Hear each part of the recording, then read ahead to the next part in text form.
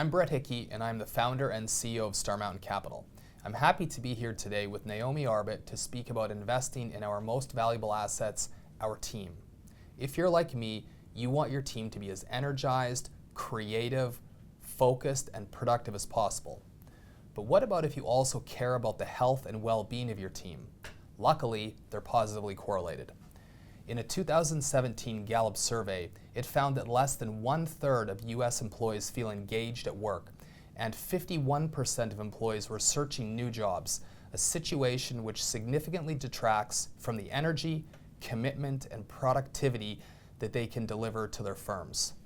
Today, Naomi and I are here to speak about ways to help your most valuable assets be happy, healthy, energized, and focused.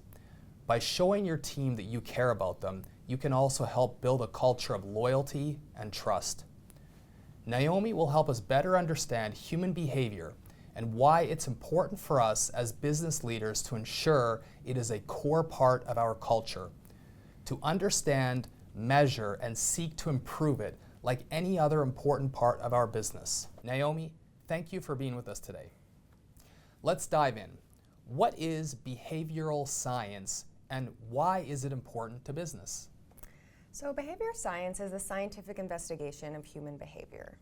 To give an example, we can investigate what causes people to behave in certain ways rather than others. We can investigate what motivates people to action and what factors lead to behavior change. So behavior scientists can analyze all of a company's data to find patterns, identifying whether certain strategies improve team performance, whether certain products sell better than others, or even whether certain marketing strategies reach a broader audience than other strategies.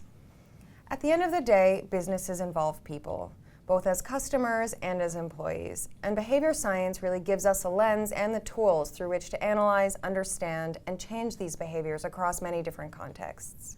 That's fantastic. Thank you. You have a corporate resilience training program, which you call Resilience 2.0.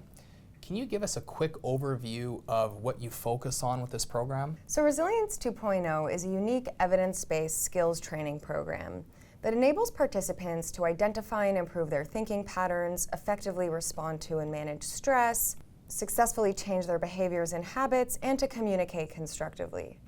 This program teaches participants the core psychological skills that lead to flourishing, both professionally and personally. It really empowers participants to identify the ways that their thinking patterns might be holding them back and teaches them how to recraft their internal narratives in a way that actually serves their deeper goals.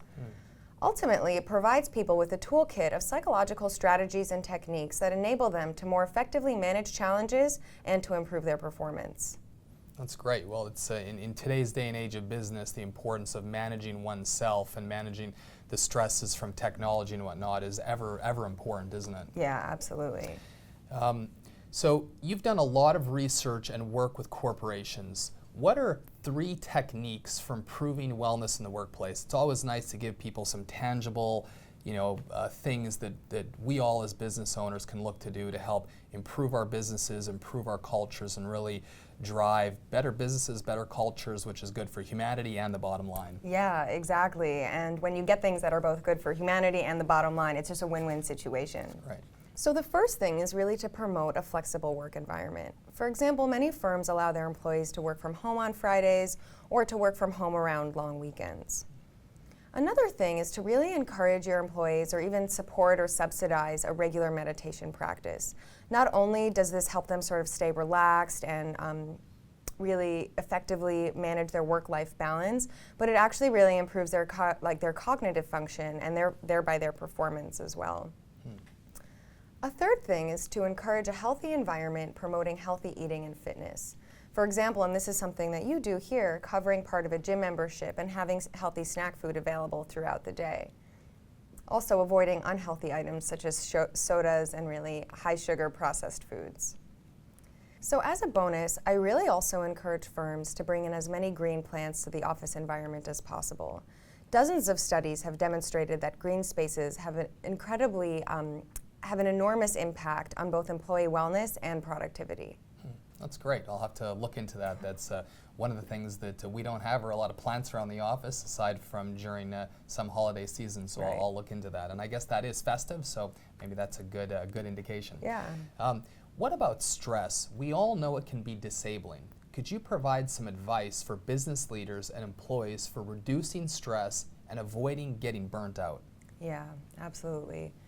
So the best techniques for reducing stress and burnout really do involve some sort of psychological skills training or some extra psychological support. You can teach people how to constructively receive feedback, which helps enormously, as sometimes our interpersonal interactions are maybe the biggest source of stress. Sure. Yeah. You can also subsidize meditation training, and you can encourage managers to actually consistently inquire of their employees what their workload and what their work-life balance is like. You can also provide employees with mentors throughout the company. It just helps for them to get any sort of additional support. And many companies too hire coaches for their employees or their executives that just support them through whatever challenges that they might be facing at the time. And I personally provide training programs where I help employees identify certain thinking patterns which may be worsening their stress, and then I teach them how to think more flexibly and to be more self-forgiving and even self-compassionate. So learning to take a self-supportive, forgiving, and constructive response to our challenges is so critical. Instead of berating ourselves and pushing ourselves harder, learning to tune in and ask ourselves, before we even get to a point of burnout, just what do I really need right now? Not what should I do, or what are other people expecting of me, or even like what does my boss want me to do, but really just getting quiet and tuning in and sort of asking yourself, how can I best care for myself right now? And so maybe that's a nap, maybe it's watching a sports game with good friends, maybe a massage, maybe an early night to sleep or a warm cup of tea.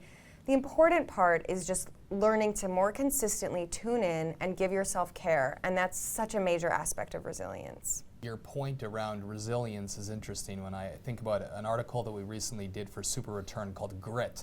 And part of grit and what people have found a very high probability in the highest performers is their resilience and their grit and their ability to push through and continue going on. And managing oneself is such an important part of that, isn't it? Because burning out doesn't do you any good. It's a marathon, not a sprint, as people like to say. So that's very good words of wisdom, and to not think that taking care of yourself is a weakness, but taking care of yourself is a strength. Exactly. That is what's going to help you deliver the most value to your shareholders, your partners, your family, and yourself personally. Yeah. That's fantastic. Absolutely.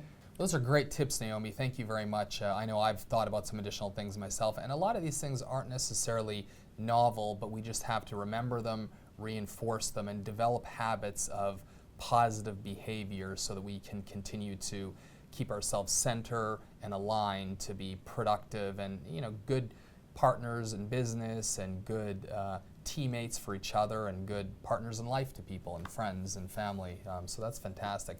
Thank you again for all of the advice, wisdom, and tips. We hope many people take it to heart and help improve their businesses, their lives, and their families as well. It's a pleasure to work with other like-minded people who see the true value and the potential from investing in people. Anyone looking to learn more about how to facilitate positive change in their organization can learn more at www.nourishtoflourishnyc.com. I like it. Nourish to flourish. It doesn't get much easier than that. And as part of Star Mountain's collaborative ecosystem, we provide ongoing complementary resources such as today, events and other information for business owners, investors, and employees. We think of this as bringing proven, large market resources to the smaller business community as a value-added investment partner. And you can learn more about that at starmountaincapital.com and the links which will be posted on this video. Thank you for everybody's time.